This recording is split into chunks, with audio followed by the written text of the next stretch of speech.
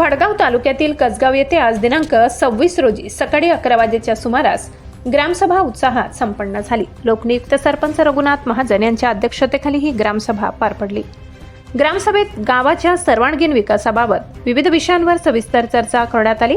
गावात ग्राम स्वच्छता अभियान प्रभावीपणे राबविण्यात यावे, गटारी नाल्यांची नियमित साफसफाई करण्यात यावी, सांडपाणी रस्त्यावर वाहू नये यासाठी तातडीने उपाययोजना करण्यात यावी, तसेच गावातील रस्त्यांची दुरुस्ती करण्यात यावी। सोबतच डीपीसी मार्फत मंजूर झालेल्या विद्युत पोलांचे योग्य नियोजन करून त्यांची उभारणी करण्यात यावी।